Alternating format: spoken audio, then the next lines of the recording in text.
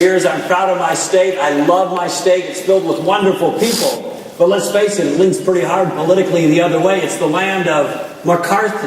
It's the land of Mondale. It's the land of Humphrey. It's the land of Wellstone. It's the land of Jesse Ventura. And now it's the land of United States Senator Al Franken. I share that with you because, as Frank Sinatra would sing about New York, if we can make Minnesota conservative, we can do it anywhere. So welcome now to the new conservative Minnesota.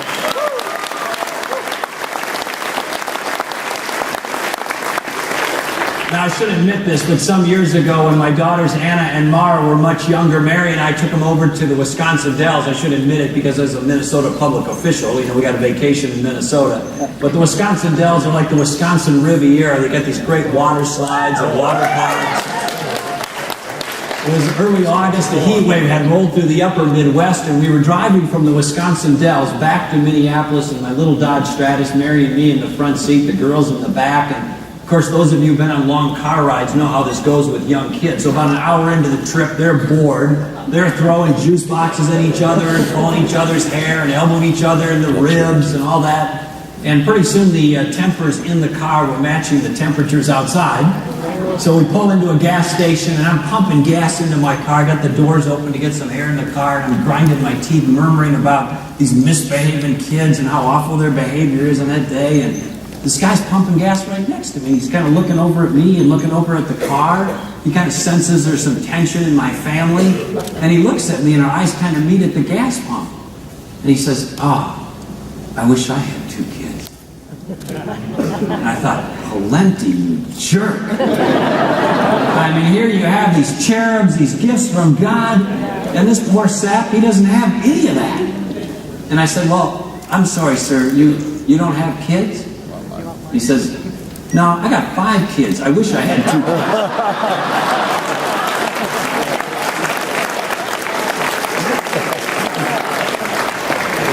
Now, just a little story about putting things in context, and I want to share with you in the brief time I have this afternoon the importance of putting things in context as we discuss Americans for Prosperity, as we discuss this great nation and what we need to do to get it restored and back on track. We live in the freest and most prosperous nation in the history of the world.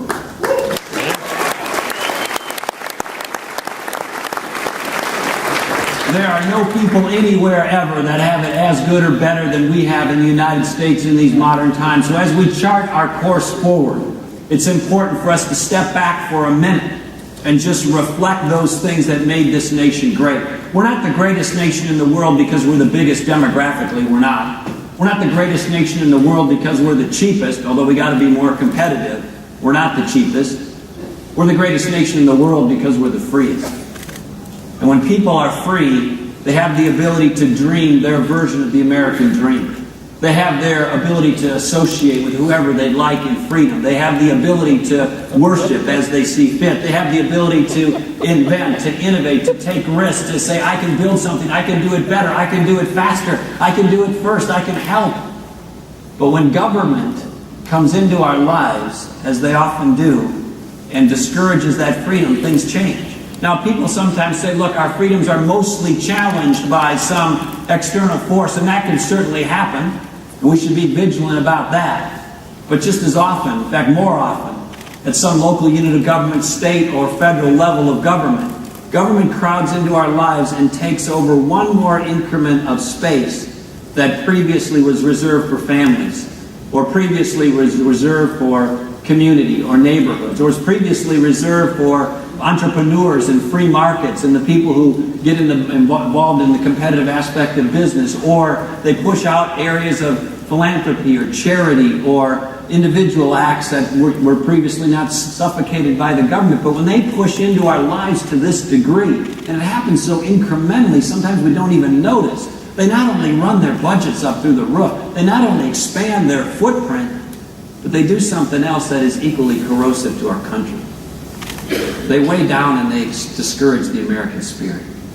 And that is what is causing us this great anxiety in the country. And we lose that, we're going to lose our country.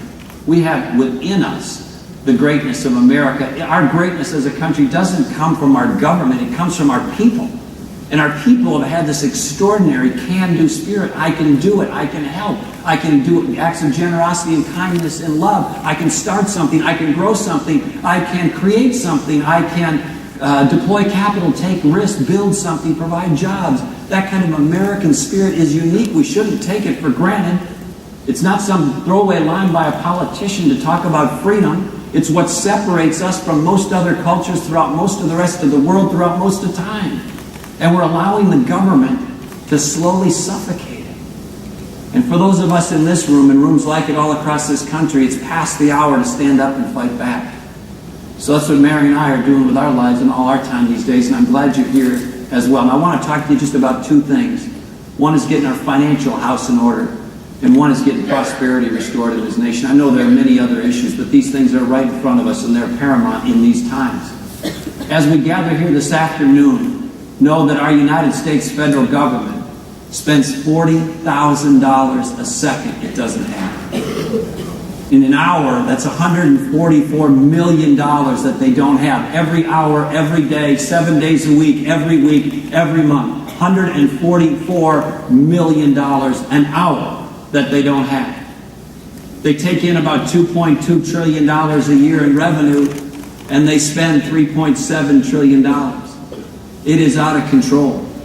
You can't have a country that is spending 40 cents of every dollar in debt, and you know what's coming. It's the biggest slow-motion crash in the history of American finance. You can see it coming. You can see it unfolding in slow motion. So what do we do about that? Number one, we got to have people who we send to Washington, D.C. and state capitals and local units of government who have the strength and the fortitude and conviction to draw lines in the sand and stand behind it and say, no more. No more.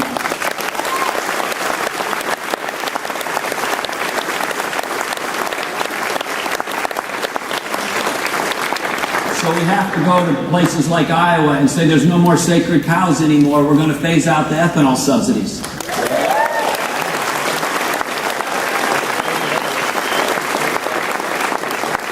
We have to look the American people in the eye without scaring them, without freaking them out, but putting reasonable solutions on the table to real challenges. And that's why we got to go to places like Florida and tell seniors and young people what it's really going to take to fix Social Security. We have to go to Wall Street and tell the bankers and the financiers and the money changers they got to get their snout out of the government trough because it's in deep as everything.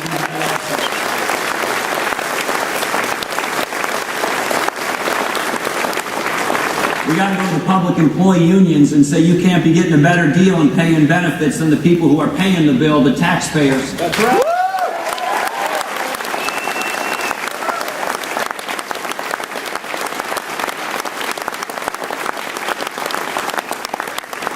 None of that is easy, but I'm telling you, as the conservative governor of this state, one of the most liberal states in the country, we tackled all of this. I'll give you just a few examples.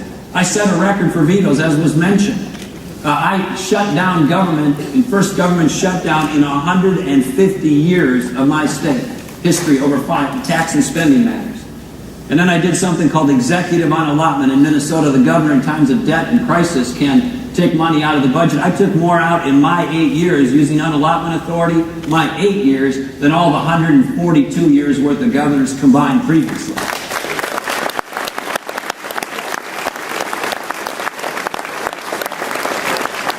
We had a transit strike here for 44 days, basically a month and a half, one of the longest transit strikes in the history of the country, in the 15th largest metropolitan area in the country. So we tackled public employee pension and benefit issues before it was cool and popular. This was some years ago. We had bus drivers in the state, as one example, who could work 15 years and then become eligible to have the government pay their health care for the rest of their life. It was financially upside down. So I said, we're not doing that anymore. I went around the state and said, how many of you in the room, if you're not working for government, please raise your hand and tell me if you get to work just 15 years and then have somebody pay for your health insurance for the rest of your life. No hands ever went up. Do you know the bus drivers get that? They do, Governor? Do you know you're paying for that? We are, Governor? Do you think we should shut that off? Hell yeah, Governor.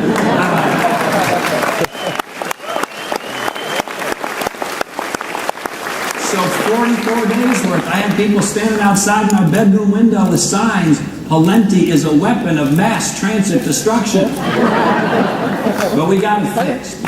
We got it fixed. So I share all this with you because there's a lot of people who come through rooms like this and they talk.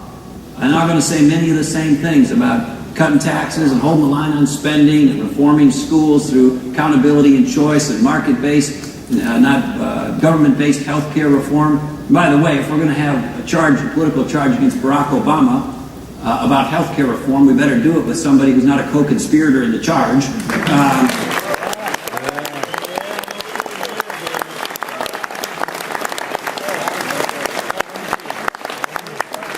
And I'm down the list. So on all these things, the issue isn't can somebody stand up here and chirp about giving a speech. The issue is, do you have the fortitude to do it? Do you have the leadership ability and experience to do it? Have you run a large organization in crisis under difficult circumstances? Do you have your life compass setting set so that if the op-eds come or the backwash comes or the pushback comes, you have the strength to put your head down and plow forward and get it done? And if you look at thank you.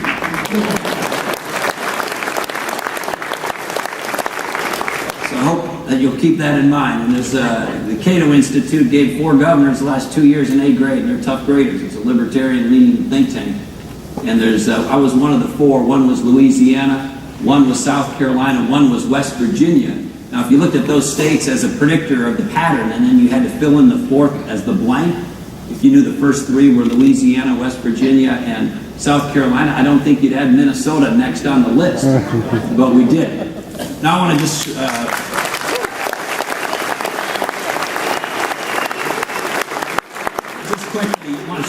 I switch to prosperity and growth, because so often conservatives say, we're just going to deal with the spending side, and believe me, I've done more than my share of cutting than anybody in the country. But we can't just be about reducing the spending. We've got to do that for sure, including a constitutional amendment to balance the budget and get real health care reform. Right.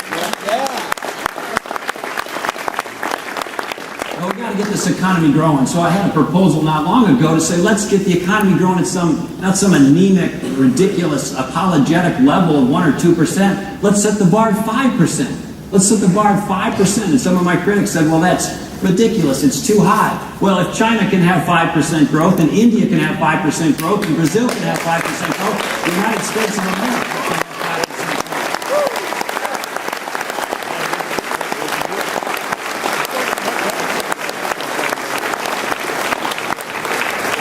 And it's a big goal. It's a big, aggressive, bold goal. And people say, well, it's too high. Well, Kennedy didn't say, let's have a space program and go to the clouds. He didn't say, let's have a space program and see if maybe we can get to one orbit.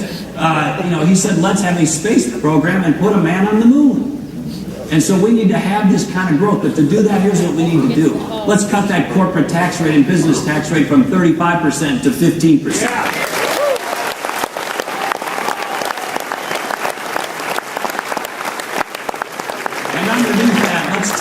The triangle of crony capitalism, the big unions, the big governments, and the certain big bailout businesses, that their special deals in the business tax code, the little loopholes and niches and exemptions that they get if you have a good connection with a politician, those are all gone.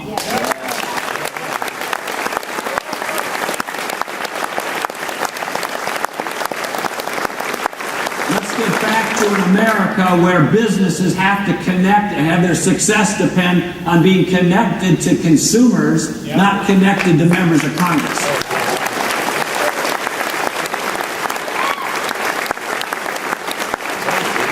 And on the individual side, let's take those 6 tax brackets and condense them down to 2, 10 and 25%. It'll be about a 30% cut in tax rates for individuals and small businesses all across this country.